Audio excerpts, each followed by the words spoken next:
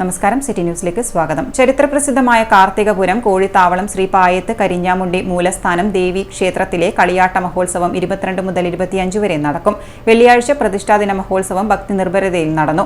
ക്ഷേത്രം തന്ത്രി ബ്രഹ്മശ്രീ പന്നിയോട്ടില്ലത്ത് മാധവൻ നമ്പൂതിരിയുടെയും മേൽശാന്തി മാടവനയില്ലത്ത് ശ്രീധരൻ നമ്പൂതിരിയുടെയും മുഖ്യ കാർമ്മികത്വത്തിലായിരുന്നു പ്രതിഷ്ഠാദിന ചടങ്ങുകൾ നടന്നത്. ക്ഷേത്രം തന്ത്രി ബ്രഹ്മശ്രീ പന്നിയോട്ടില്ലത്ത് മാധവൻ നമ്പൂതിരിയുടെയും മേൽശാന്തി മാടവന ഇല്ലത്ത് ശ്രീധരൻ നമ്പൂതിരിയുടെയും മുഖ്യ കാർമ്മികത്വത്തിലായിരുന്നു പ്രതിഷ്ഠാദിന ചടങ്ങുകൾ നടന്നത്.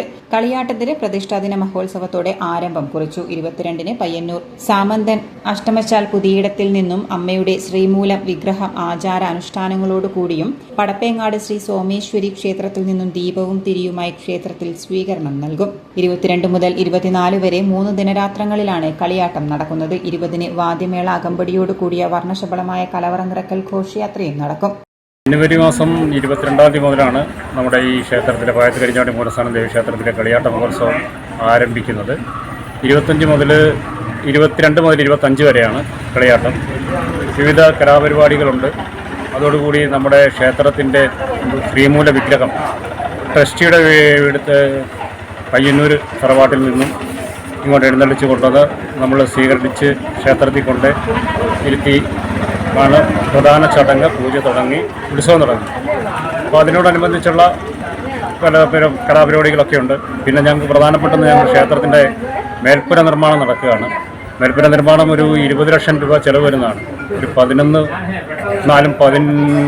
ഫില്ലർ ഉയർത്തി അതിന് മേളിലാണ് ക്ഷേത്രം പൂർണ്ണമായിട്ടും ക്ഷേത്രവും തിരപ്പള്ളിയും നനയാതെ ആക്കിക്കൊണ്ടുള്ള ഈ നിർമ്മാണം പുരോഗമിക്കുന്നു. അതിനുവേണ്ടി ഞങ്ങൾ ഈ പഞ്ചായത്തിലും വിവിധ പഞ്ചായത്തിലും നടന്ന് പിരിവെടുത്ത് കൊണ്ടുവരുന്നതാണ്. ഈ ക്ഷേത്രത്തിനെ സംബന്ധിച്ച് സ്ത്രീകള ക്ഷേത്രമാണ്, വലിയ വരുമാനങ്ങളില്ലാത്ത ക്ഷേത്രമാണ്. നാട്ടുകാരുടെ സഹകരണത്തോടുകൂടി നടത്തുന്നതാണ്. നല്ലൊരു കമ്മിറ്റി ഇവിടെയുണ്ട്.